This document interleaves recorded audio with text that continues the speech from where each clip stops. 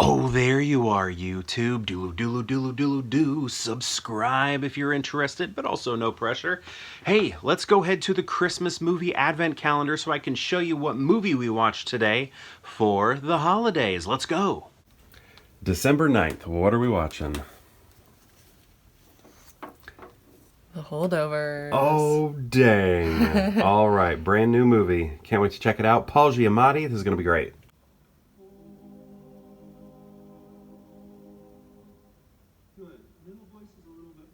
So the Holdovers was one that I was really looking forward to. I was hearing nothing but great things about it. I've been hearing like Oscar prospects, like we're talking maybe some Best Picture, we're maybe talking some Best Actor, some supporting actor, supporting actress, something in there, maybe lead actress. You don't know. We don't know. We don't know what's going to happen. They do some things with their categories. We don't know. Maybe everybody's going to be placed in supporting, for all we know, because we got this trio of people that we are watching throughout this movie and watching their stories and the different things that they are struggling with. So yeah, the Holdovers, basically it's like this. It seems like a prep academy school sort of thing. Prepping young boys to become men, get them off to college and so on.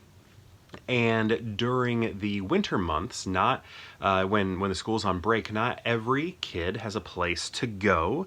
So they always keep one teacher around and one of the cooks to basically hold down the fort and take care of those kids. And then we have a handful of kids that have to stay over during this Christmas break, and they are called the Holdovers. And Paul Giamatti is sort of punished and by some higher ups because I don't know, he has very high standards for his students, and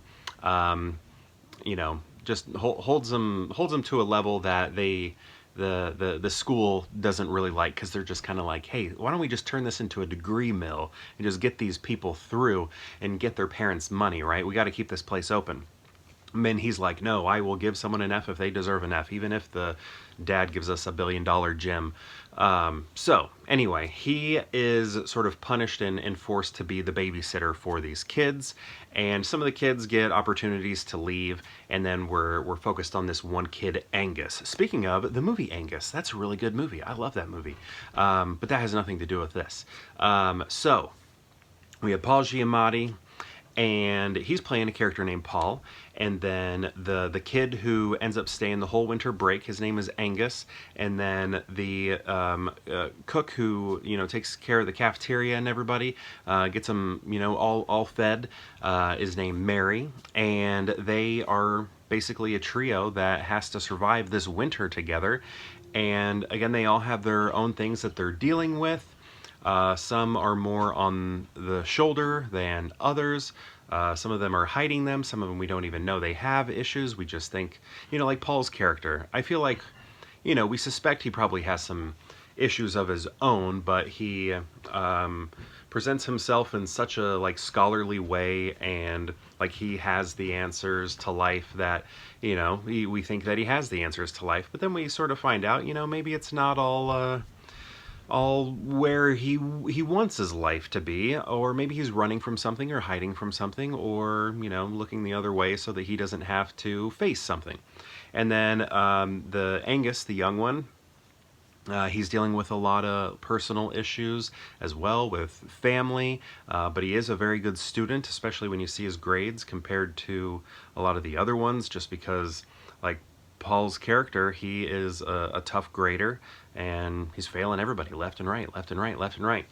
And then Mary, she's experiencing a lot of grief right now, and the three of them are sort of forced to live together and move through this winter all alone together, dealing with these issues and sort of helping each other out, befriending one another. And I think it's just a really great, beautiful story that takes place over a Christmas break at this school. And it does go a little bit beyond Christmas. It's like a little bit before, and then it's basically, what like a Christmas break is. You have the time a little bit before Christmas, then you have Christmas, and then you have New Year's, and then everybody's back at school, right? So that's sort of the period of time that we're in. But yeah, I ended up really liking this movie.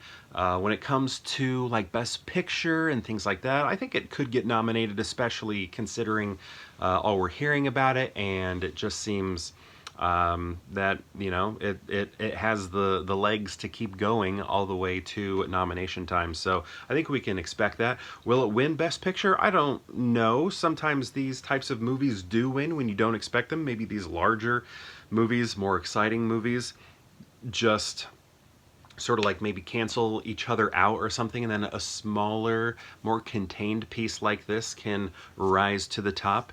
It happens quite a bit actually, and then people get mad because mediocre movies win.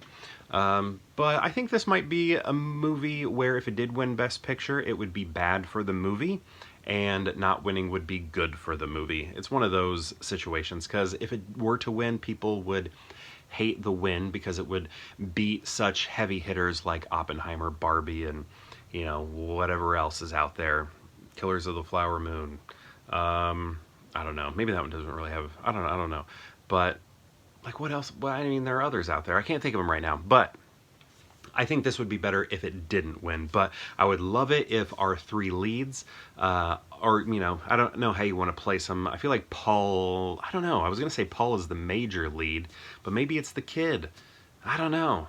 Anyway, they're all kind of leads. The easiest one to argue away from a lead, I think, would be Mary's character. But I don't know. I mean, she's there. She's there and has great arcs as well, through her story. But I think she has the least amount of screen time, and there's a point when we do like leave her for a little bit, and we're focused on the other two. So I think that's why it would be easier to argue her as a supporting character. But the look of this movie, oh man, it takes place in 1970 into 71. Is that a spoiler? I don't know if that's a spoiler, because I feel like we weren't given a year until New Year. So apologies if it is, but I thought I'd dress like a professor today, like a teacher.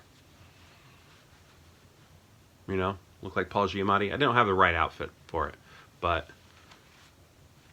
is that kind of what he... I don't know. He didn't really look like this at all. But the look of this movie, right? So it takes place in the early 70s, just right when we hit, the first year, 1970. And the look of it, you remember the Grindhouse movies? Robert Rodriguez and Tarantino, when they made like those fake grindhouse exploitation style movies, but they had like this texture, they like digitally added a look to them to make them look and appear old, like old film stock that was deteriorating. Like, that's sort of what's happening here, and I need to look into it because I don't know how this was filmed. Maybe it was filmed on film, but I don't think so. I mean, it's weird because it looks so authentic in its oldness. It's like, what's going on? Especially with the camera work, there are so many zooms in it. When do you see zooms anymore? But the types of zooms that we're seeing just like reminded me of movies from the 70s. I mean, I feel like mostly the 70s, late 60s and 70s. A lot of the there are like a lot of high angles looking down on rooms, sort of creating these like establishing shots that just really feel very 70s. The locations, the clothing, the cars, the texture of the film, the little scratches on the film, very minor scratches, but it has a grain to it, like a film grain. Like, all of that is just wonderful, and it just feels very authentic. Especially the outside. Like, they're just like these shots in the winter when it's just like, what am I looking at? And also it opens like with all the production companies in these like retro style logos, and all of that is wonderful. The classic Universal fanfare is there with like that imagery and everything. It's just great. I love the look of it. I just would like stop. I didn't pause it, but I like stop, like, maybe, I don't know, did I pause it? Doesn't matter if I paused it, but I would like stop and like look over at my wife and be like, look at this is beautiful. Especially the snow scenes, so good. But anyway, I've talked like, what, 9 minutes on this. We'll probably talk about this movie more come Oscar season. I mean, we're kind of already like in it, but a little bit deeper into Oscar season. I'm sure this movie will get brought up a lot more on this channel. But yeah, so the kids this morning, were chilling with one of their sets of grandparents. So my in-laws, they took care of the filming of their advent calendars. So that's what we're gonna do. Jump to the other advent calendars. So I think those are vertical video, and then I took care of the cheese advent calendar. So let's go check out what we got in those advent calendars.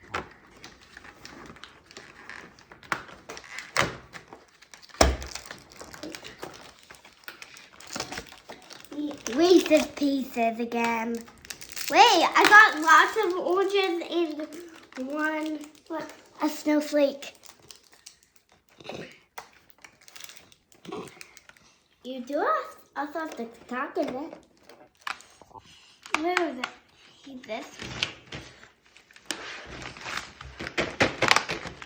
Look at that.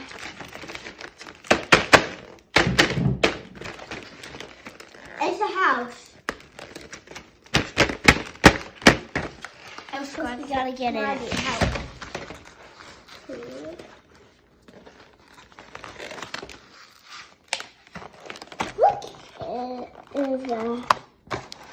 It's a house. Let me see it. Okay. Where was 6? My dad had a cheese calendar. A snowflake.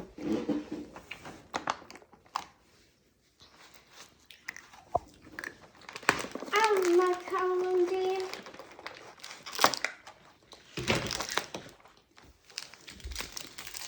I want help opening it. And on to the cheese calendar. Let's see, 9. Where's that 9? That's 19. Where are you at? Where are you at? Where are you at? Did I pass it? Where is it? 9. We're just looking for 9. Was it here the whole time? Oh, it was. Oh my goodness, it was right there. All right, so let's see what we're working with.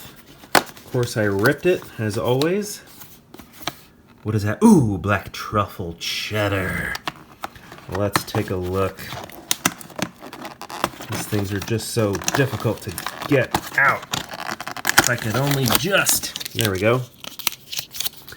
Yes, the black truffle cheddar.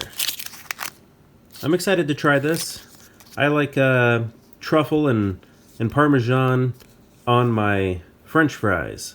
So let's see how it is with just truffle inside cheddar. Cut some slices for the kids. And now on to me. All right, let's check it out. Oh yeah, okay. I think I know now. That's good. What truffle tastes like. I've always had food with truffle in it, and I'm always having a difficult time of like identifying specifically what the truffle flavor is. Like I feel like it blends so well with a lot of the other flavors that I'm tasting. But here, I think I'm able to like pull it out and be like, oh, okay, that's what truffle is. And now that I'm eating this, I recognize, like I said, I get it on, there's this place called That Burger Joint. I think it's a chain. It's like attached to an Oberweis, like a, shake shop. And they have those truffle fries with Parmesan, and I'm always getting those, and I'm like, am I even tasting truffle? Now that I've had this, I know I'm tasting truffle. And that's good. What is truffle? Isn't it like a mushroom or something? Is truffle a mushroom? Yeah. A very tasty mushroom that works so well with cheese. Wow. I'm a fan. Do you like truffle? That's good. Do you like truffle? No. My wife? She does not like truffle. Oh, I do. That is so good. All right, that was again. That was a great movie. That cheese was great. I think the kids liked their chocolates and everything. But yeah, I want to know what you thought of the Holdovers. Have you seen the Holdovers yet? I'm curious what other people I actually know, people that I talk to on the internet. What are your thoughts on it? Because mostly I've just kind of like seen critics and things and what they think. But yeah, I really enjoyed it. I thought it was a nice little film. Maybe one that I might return to future holidays. It doesn't necessarily feel like a Christmas movie, like you have to watch it on Christmas, but it does obviously take place during that time period or during that time of the year. So again, let me know your thoughts on that movie. Thank you so much for watching and spending your time, and perhaps I'll see you tomorrow for more Pure Hangout.